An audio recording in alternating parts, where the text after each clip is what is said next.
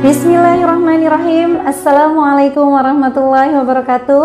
Seperti yang kita tahu, setiap mualaf selalu punya kisah yang menarik, unik, dan inspiratif. Seperti narasumber kita kali ini, bukan hanya menarik dari perjalanan hijrahnya, tapi juga setelah beliau menjadi muslim, banyak gebrakan yang beliau lakukan dan pasti menginspirasi kita semua.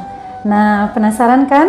Yuk, sama-sama kita sapa. Assalamualaikum, Ayu Sinta ya. Ya, waalaikumsalam. Tapi kayaknya lebih enak panggil C kayaknya. Ya udah C boleh deh. Dikasih nama Kristiani Telaum Banua. Banua. Papa Nias, Mama Chinese Medan. Kristen banget Papa ya. Mama tuh sebenarnya dari Buddha dulu. Pas saya waktu itu masih menikah dengan dengan mantan saya, tapi memang lagi proses gitu. Saya pindah benar-benar di sini tuh nggak punya siapa-siapa. Saya tinggal sama cicinya waktu itu dulu. Pindah Jakarta itu tahun 2007 dan termasuk mantan saya itu ya, dia itu menerima Kristen ya waktu itu. Sebelumnya Buddha. Memang saya itu kan dari dulu kalau soal agama, soal Alkitab itu seneng lah kayak mempelajari, ngebaca. Ada selalu saat teduh tuh selalu ada saat teduh tiap pagi gitu.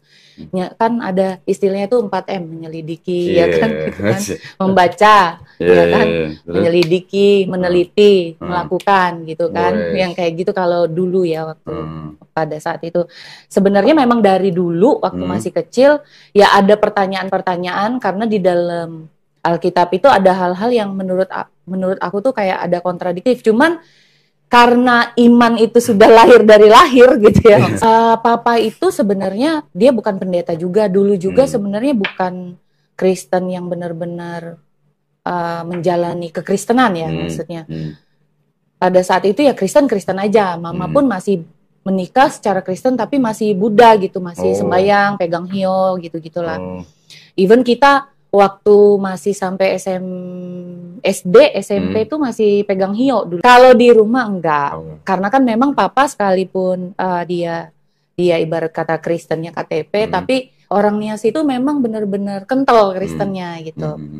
Nah, sebenarnya setelah saya review di sini nih, kadang wanita itu memaksakan diri mengganti posisi untuk menjadi tulang punggung, ya kan? Itu sering banget tuh.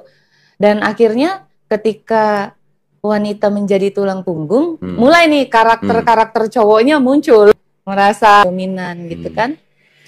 Dan dari waktu awal padahal niatnya pernikahan, oh nanti kita kalau misalnya sudah nikah ya udah deh, aku aja kayaknya kan dari sisi karir, dari sisi pendapatan aku lebih gede, ya udah deh, aku kayaknya yang kerja, kamu stay build usaha dengan tujuan harapannya kita bisa bareng-bareng nih, selalu bareng.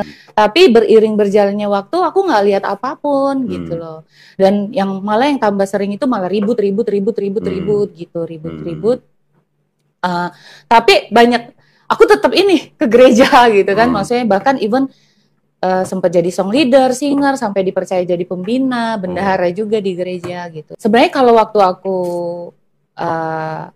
pada saat bertobat ya keluarga kita waktu itu benar-benar bukan bertobat, maksudnya menjalani kekristenan itu benar-benar menjalani kekristenan pada saat kita ketemu yang namanya gereja GPDI. Bukan berarti ngomongin Kristen lain nggak gimana ya, maksudnya kalau yang namanya style karismatik itu lebih strict gitu, lebih keras, lebih dalam soal ibadah tuh nomor 1 gitu kan. Nah, waktu itu saya di GPDI Hosana Palembang. Nah, awal-awal di situ udah di situ jadi singer, song leader. Sebelum ke Jakarta, ya berawal ketika ketemu gereja yang tepat. Dulu tuh bertumbuh gitu, ya kan. Awalnya nyari. Pokoknya gereja-gereja besar itu kayak ngabain orang kan. Ternyata ketemu gereja rumahan bener-bener ngerangkul kayak keluarga. GPDI yang di Jakarta ya, di Tangerang tepatnya itu di GPDI Aletheia. Bahkan sempat jadi pembina juga. Pembina, tapi pembina ini ya pemuda pelajar gitu. Di gereja itu sejak tahun berapa ya? Stella itu umur 3 tahun.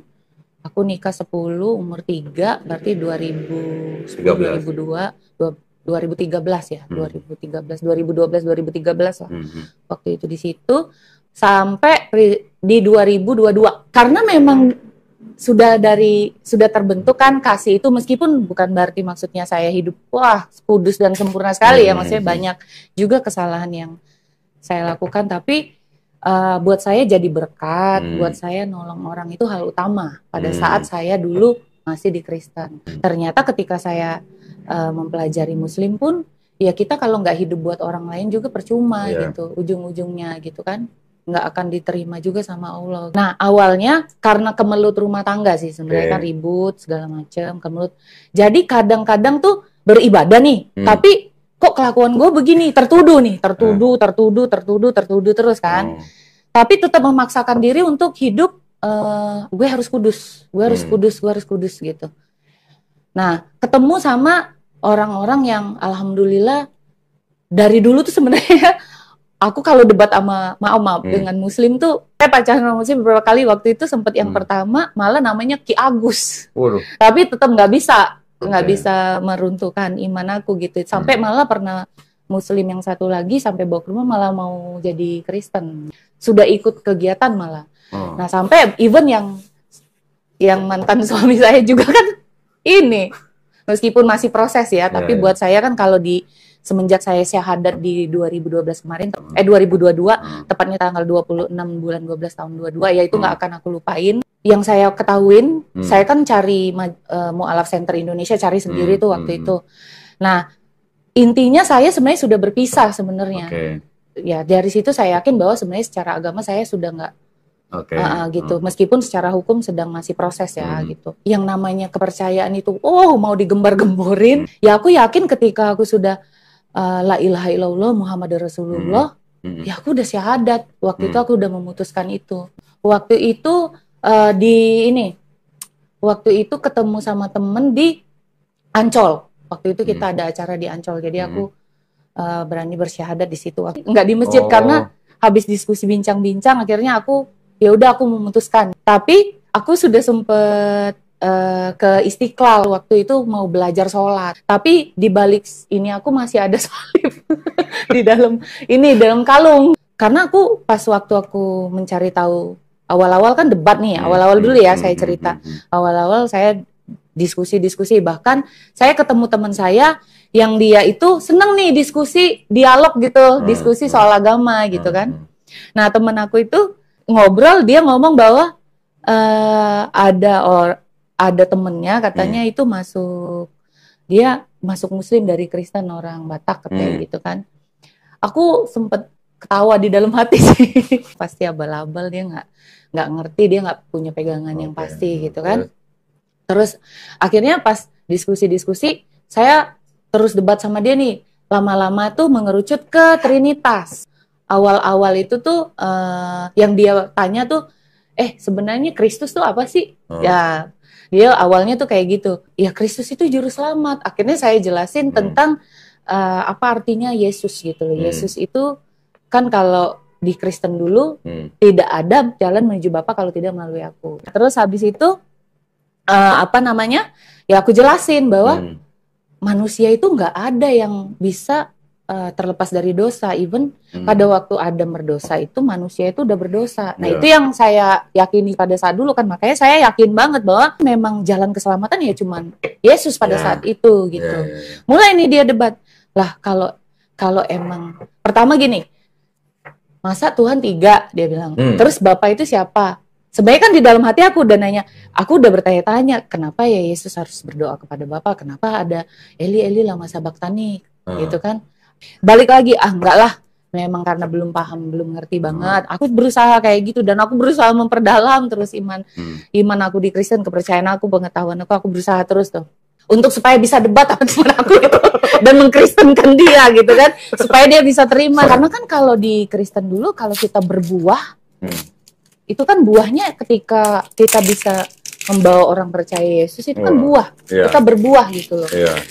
Nah, sedangkan dan buah-buah ini yang akan dilihat oleh Allah pada saat itu kan Bapa gitu.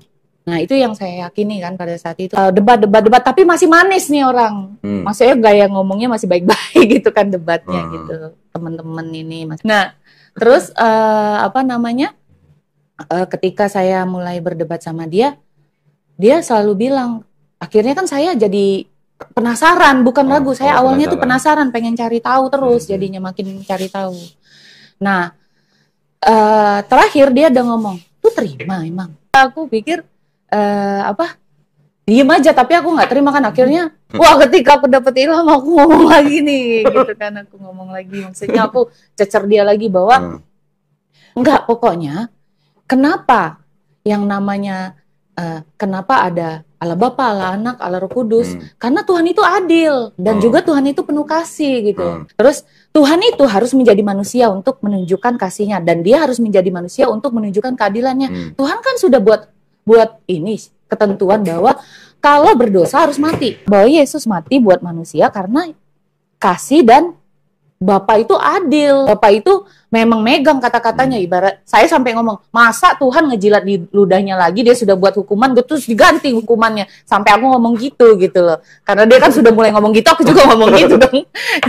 Pada saat itu ya. Terus akhirnya pas waktu setelah berlanjut seperti itu, berlanjut ngobrol-ngobrol, dia ngomong, lah kan dia Tuhan, dia maha pengampun, dia maha pengasih, yang ngampunin tinggal ngampunin aja. Mulai tuh di situ mulai terusik saya, karena sekarang gini, kalau Yesus mati buat seluruh manusia, lah perjanjian lama gimana? Makanya Musa, Abraham, Ishak, Yakub yang kita percaya, Nabi Elia, ya kan, yang Nabi Elia bahkan diangkat, dia belum ketemu Yesus, ya kan, sudah diampuni.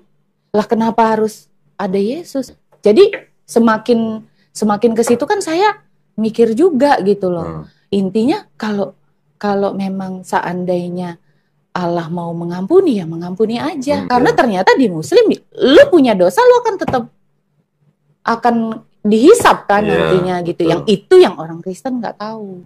Karena mereka nggak mau mempelajari. Kalau istilahnya pada saat saya ngomong itu, pada saat kita mau mempelajari sesuatu, kosongin dulu gelasnya. Ada tuh istilah teman saya yang ngomong kayak gitu kan. Gitu ya. Jadi kalau pengen tahu, kosongin dulu gelasnya gitu kan. Karena kalau ada isi susah pasti. Ya kan, kecampur-campur. Jadi akhirnya di situ saya mulai mencari tahu, saya mulai gelisah. Nah, disinilah titik mulai journey-nya. Alhamdulillah, demikian sharing mu'alaf kita hari ini. Luar biasa ya, sangat menginspirasi dan memotivasi kita untuk menjadi lebih baik lagi. Hijrah bukan hanya berpindah agama, tapi menjadi lebih baik dan menjadi kebaikan buat orang lain. Semuanya mudah jika Allah berkehendak. Ayo hijrah, karena hijrah bukan hanya milik para mu'alaf, tapi juga milik kita yang sudah terlahir sebagai Islam, tapi masih lalai dan melanggar perintah-perintahnya. Sebelum saya akhiri, jangan lupa like, share, subscribe, dan komen di bawah sini. Pastikan aktifkan lonceng notifikasi agar bisa terus mengupdate video-video terbaru dari kami. Wassalamualaikum warahmatullahi wabarakatuh. Inna ad-dina 'indallahil Islam.